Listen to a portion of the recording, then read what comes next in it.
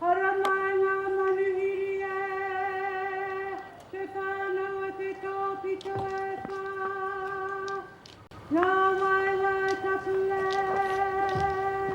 hara mai ki runga i te tōpito te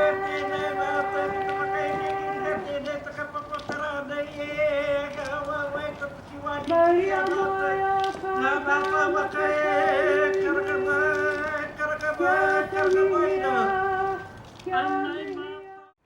e te iwi e, whakatau mai rā ki kuku kāruhi e, i Ngāti Wairere e, Ko Aratiatia, ko Te Ihorangi e, i whakatau mai ki a koutou e. Ngāruawāhia, Matariki e, Ngāruawāhia, te kotahitanga, Ngāruawāhia i toi mai nei, i roti te aroha e.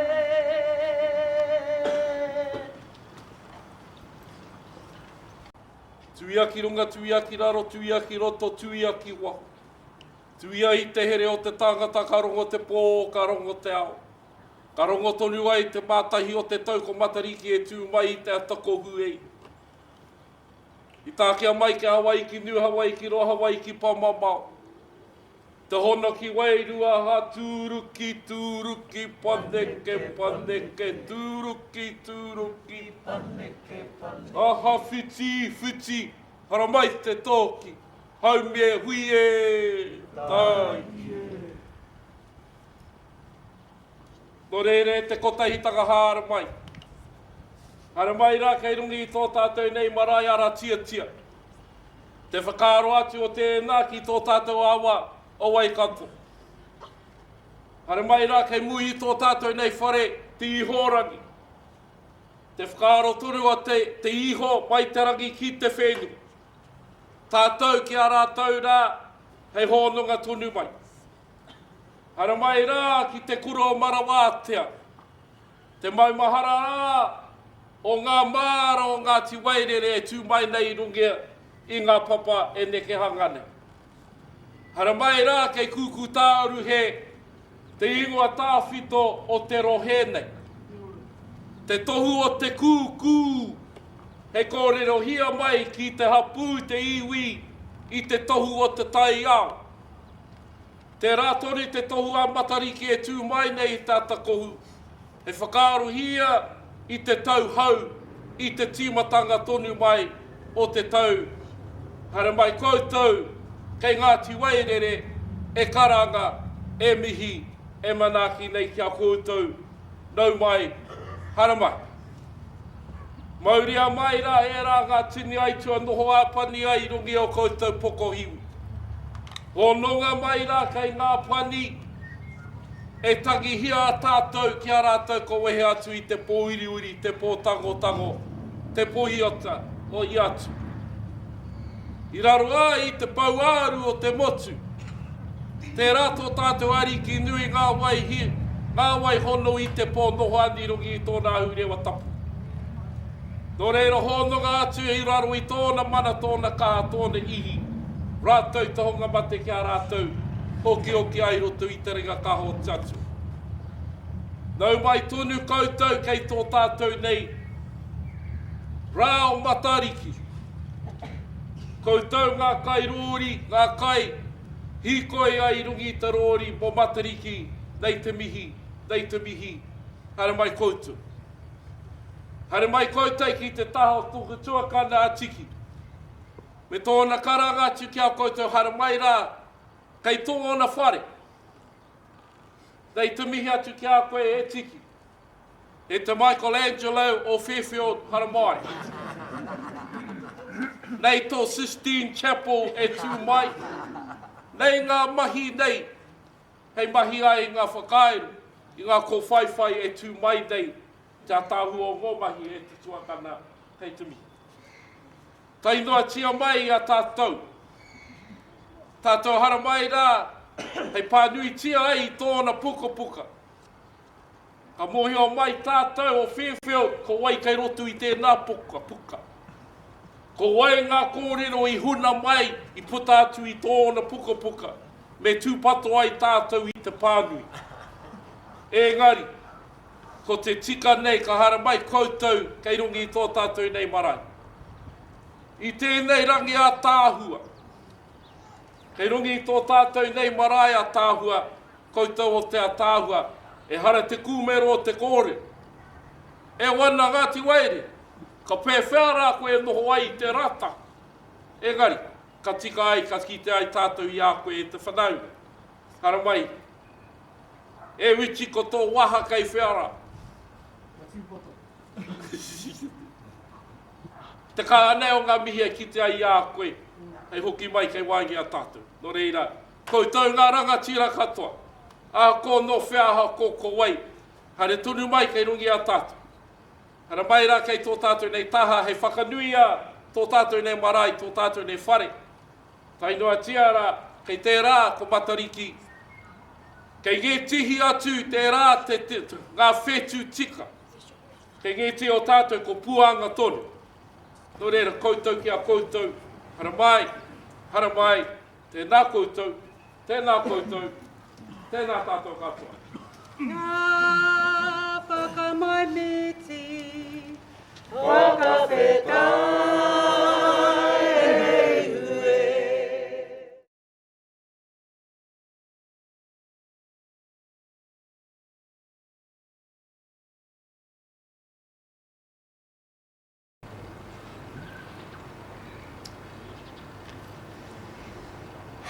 Ka tika te kupu tūtahi ki ai a te pūtaki a te katoa. Nāna anō e tākoha mai ki a tātou katoa, tēnei rangi a tāhua, no reira pai maari ki tōna ingoa.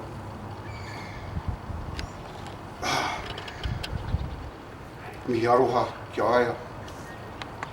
A te ariki nui a nā wai hono I te pō, e no hanu I te ahuriwa tapu ana mātua tūpuna. Nāna anō e pikau ia nā wawata. O tātou ngai Māori, no reira, pai Māori ki te wharikāhua riki. Ki ngā mate huhua, ngā tini raukura, I nunumu ki te pō haere tōnu atu. Ka huri aku mihi ki a tātou te hongo ora. Tēnā koutou, nā ti wairere. E honore mōku, e tuana I mua tēnei whare tāhua. Ko Te Ihorangi. Te honore o mātou. No muri hiku, ki muri whenua. No te hai hauauru, ki te tai rāwhiti, ki tai maine, ki te hāpai te kaupapa o te rā.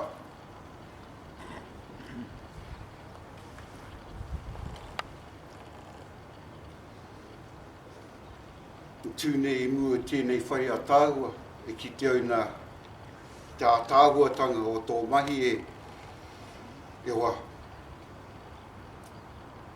o horere rawa. Nā tāhuatanga. Ko ai. Ko te rangi mai e taku ingoa. No te whānau nikau. E hara mai au. No te reke o pukewhau. Te pā tāwhito o Ngāti Wairere. Ngāti Makirangi. Ngāti Kahu. I tūmai I mua e koutou nei aroaro. I turuna mihi ki a koutou. Anei. Ngā tini kanohi, ngā tini ope, e hara mai hei tautoko te kaupapa hei hāpai.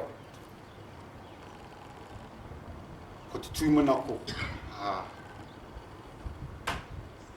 hei whakanuia tēnei rangi a tāhua I runga e te tauhau o Matariki. Ka rero e kukume tēnei kōrero, engari ka ea te tikanga, ka ea te tawhito.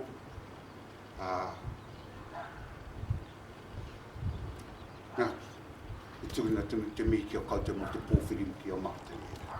No reira, tēnā koutou katoa. Ana he raukura. Mai mātou ki a koutou a Ngāti Wairere. Tēnā koutou. Tēnā koutou.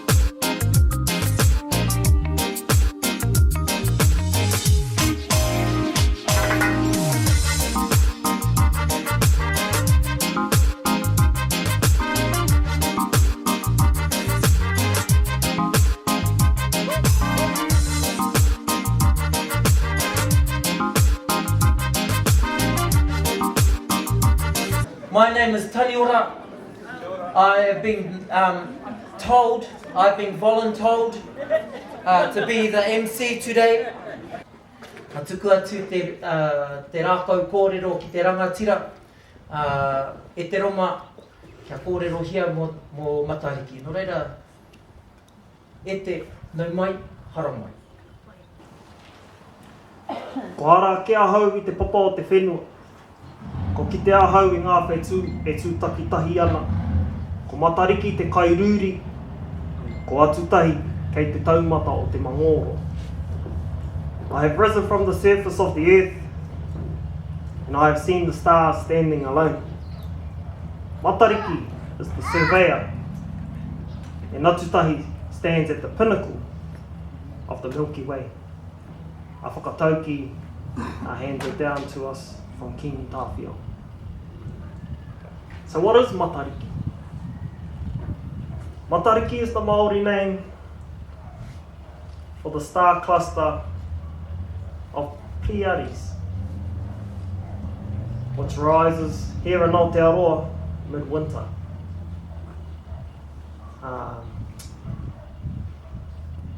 This cluster of stars is also seen around the world. In Japanese, they call it Tsubaru. To some, it marks the Māori New Year. Depending on which iwi, which rohe or region you are in Aotearoa. The cluster of Matariki is made up of either 7 or 9 stars. Here in Waikato, we refer to 7. And we also refer to what is now the coat of arms of the Kīnitanga, Te Paki o Matariki. Te Paki o Matariki talks about well-being, health, nurturing, and aspirations for the future. Matariki, the cluster made up of 7 stars, are namely Waiti, Waitā, Waipunarangi, Tupuanuku, Tupuarangi, and the mother herself, Matariki. Now it is said that Tāwhiri Mātea, when his parents were separated, he tore his eyes out in anger and threw them into the heavens where they are placed today. The cluster of Matariki is also part of a constellation of stars known as Te Ihorangi, the sacred celestial canoe. It stretches across the night sky with Matariki at its prow and Tautoru, or Orion's belt, at its stern, and Puanga at the top of the stern. This sacred canoe, is captained by the star Taramainuku. And as this waka sails across the sky, in the evening, Taramainuku would cast his net, his tupenga,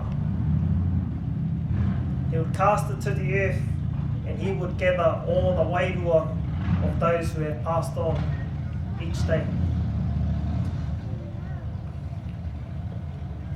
Tara Mainuku's job is to capture those who have passed on, and he would care for them and carry them for 11 months. So from the time Te Ihorangi rises in midwinter, he would carry that all the way through to May the following year, where the waka would set in the west, and those wairua, those spirits that have been gathered during the last 11 months would be carried into Te Ao Wairua. So what does Matariki symbolise today? As I previously said, Matariki to some marks the Māori New Year, while to others it signifies a time to start preparing cultivating grounds for the incoming season. But most importantly, it gives everyone of different cultures, beliefs, ethnicities and backgrounds an opportunity to reflect, to remember, and to look forward into the future. Ko tahi te kōwhao te ngira e kuhuna ai te miro mā, te miro pango, te miro whero. I muri i au kia mau ki te ture, ki te whakapono, te aroha. Hei aha te aha, hei aha te aha. There is for one eye of the needle that the white, the black, and the red threads must pass through. And after me, hold strong to truth, to faith, and to love, forsake all else. A whakatauki handed down from pōtata. Nō reira, tēnei te mihi atu ki a tātou, tēnā koutou, tēnā koutou, tēnā tātou koutou. Matariki, Matariki, e ara e. Te mātahi o te tau, te kohina whetū i te mao. Rangi nui, e pia tata mai ana, whakatata i te rangi, e tohu ana i te tauhau Māori e. Ko te puanuku, ko te puarangi, ko waiti waita, wai punarangi ururangi e.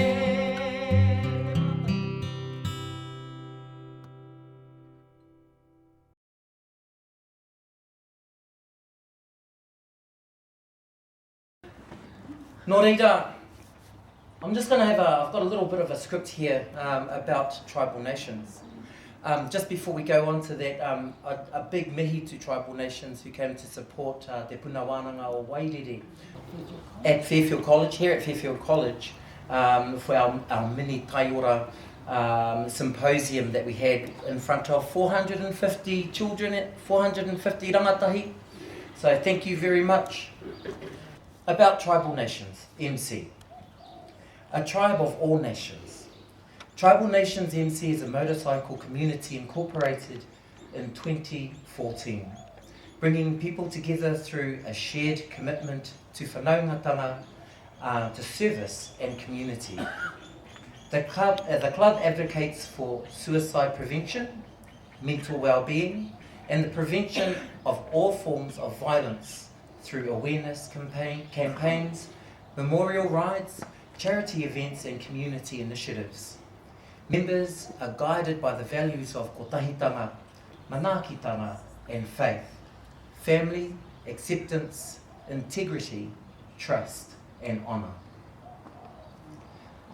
The Tribal Nations MC Tohu was designed by Tiki O'Brien. At its centre stands a tiki holding a taiaha. The design draws upon the teachings and traditions of Te Whare Tūtaua o Te Ihorangi, where Tiki trained as a student.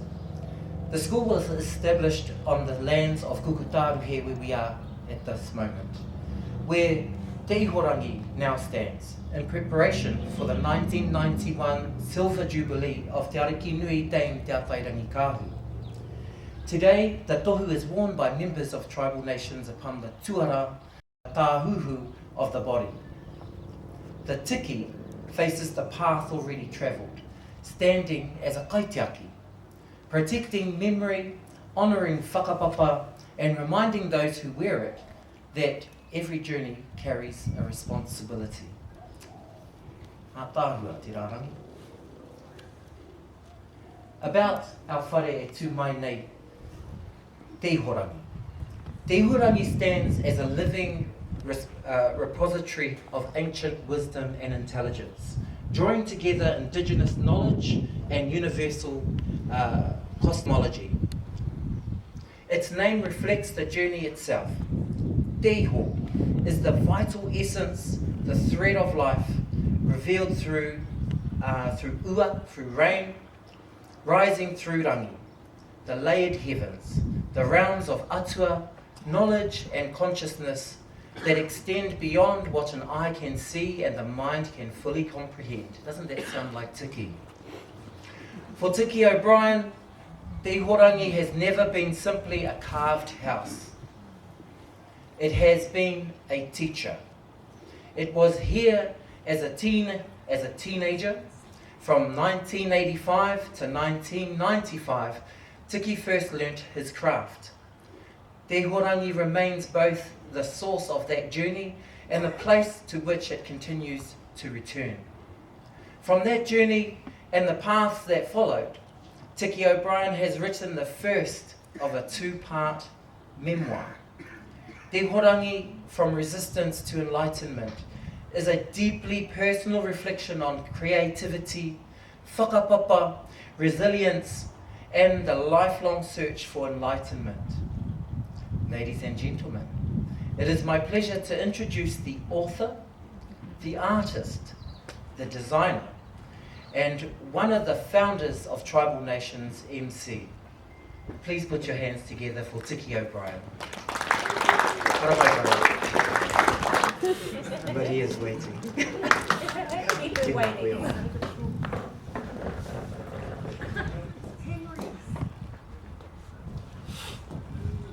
Could you say that all again so I can do my work? This time I'll slow down. Nā pe kia ora whānau. This morning, when the bikes arrived, oh God, tino harikoa, taka ngākau, kita ia koutou. I thought to myself, well, I wrote a script, but you know, after writing 500 pages, you know, you just don't know what to say. And that's the hard part. So it's been over 30 years since the house was opened in 1995. It stood here silent for a long time. So for the first time, kōrero in the form of a puka puka is going out in e-book form. E moto paika. My journey on two wheels. Generations after waka landed in Aotearoa, I followed my tupuna across the land, not by paddle, but by rubber, steel and chrome. My bike has carried me thousands of miles, tracing old landscapes and pathways once crossed by foot. Te Arakoraha Desert Road, State Highway 1, running through Rangipo, and Onetapu, nothing but the elements. You are reminded of the fragility of the human body exposed to the elements. On a motorcycle, the land spreads open like the mouth of an ancient taniwha. Vast, watchful, no walls, no shelter, just asphalt floating on whenua older than memory. On a bike, there is nothing between you and the winds of Tāwhiri Mātea. The rain, sometimes it snows. Only leather, rain gear, instinct, and a bit of luck to carry you through. There is a dark cloud ahead, heavy, not just a patch of grey, but a warning from Rangi Nui. He tohu, a sign The darker the shade, the more likely the rain is about to fall, thick and hard. The kind that finds every exposed crack, every half-zipped jacket, and slowly soaks you through the bone. Riding away from darkness is always a good sign, but if the road takes you straight into it, there's only one thing to do. Cover up, stay warm, stay up, keep the rubber on the road. You cannot control tāwhiri mātea, atua of weather and winds. So that's only just a short part of the book. And it talks about our journey. But that journey comes in many shapes, many shades and many forms. And we're all on that journey too. So with that, e tūaki anau I rari te tāhuhu o tēnei whare a tāhua. Ko te kōrero, te kaupapa, e pāna a pēnei te kōrero. Kia ora te mā, kia mata te pango, kia moia te pō, kia nau mai te awatea. Tihei, mauri o rā. Ko te aroha no he wae, e pupua ke ana, he awa e mapuna mai ana, I roto I te whatu manawa, ko tōna matapuna.